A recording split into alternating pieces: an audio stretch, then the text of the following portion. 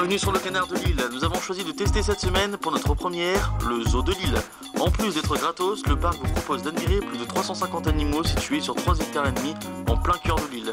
Mais je laisse la parole à Romain qui y travaille. Alors Romain, qu'est-ce que vous pouvez nous dire sur le zoo de Lille?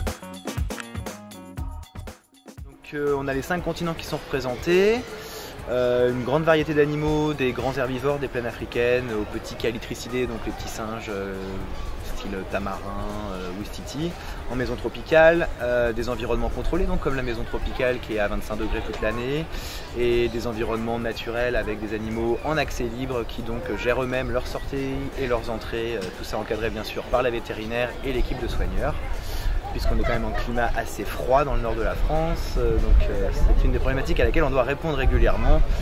Que vous dire d'autre sur le parc dans sa globalité? Nous sommes 35 à travailler dessus en période d'ouverture, ça descend à 30 lorsque nous sommes fermés au public, c'est-à-dire 2 mois dans l'année, de mi-décembre à mi-février. Niveau animaux, le doyen c'est qui? Niveau animaux, on a nos femelles élands du Cap, donc de grandes antilopes qui sont présentées en terre d'Afrique, qui sont assez âgées maintenant. On a également notre mâle gibbon, le papa reproducteur, qui commence aussi à atteindre un âge vénérable. Nos petits pandarous aussi, qui commencent à être assez âgés, qui sont juste à l'entrée du parc. Il faut savoir que de manière globale, les animaux vivent plus, voire beaucoup plus vieux en captivité que dans le milieu naturel, puisque on les soigne, on les protège des prédateurs. Dernièrement, un petit tapir qui a vu le jour aux eaux de Lille, donc qui est né, que je ne dise pas de bêtises, c'était il y a un peu plus d'un mois maintenant, donc 8,5 kg à la naissance, et dernière pesée fin de semaine dernière, 22 kg, donc beau bébé. Ok Romain, mais une question reste en suspens. Comment on fait pour nourrir 350 spécimens? Marie, en tant que vétérinaire du zoo, tu peux peut-être nous renseigner?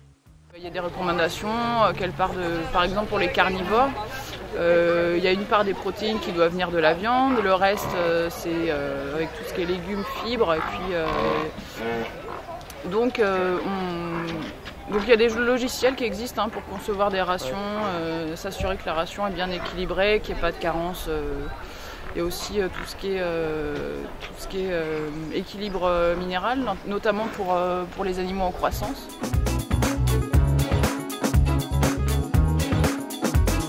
J'aime bien aussi le concept de mettre des pancartes pour expliquer un petit peu les dangers qu'ils encourent dans leur pays. Ouais, la prévention. D'accord, la prévention. Par exemple, on a vu quelque chose sur l'huile de palme, c'est vrai que moi j'étais au courant, mais c'est pas assez diffusé, donc là c'est bien d'en parler. Pareil pour le bois exotique, pour le respect de l'environnement, etc. C'est vraiment intéressant. Donc on vous donne rendez-vous au zoo de Lille, et le temps que Romain nous donne les horaires, on vous laisse en compagnie des célèbres suricates. Horaire d'été, donc on ouvre à 9 h et on ferme à 18 h en semaine, et on ouvre à 9 h et on ferme à 19 h le week-end, les jours fériés.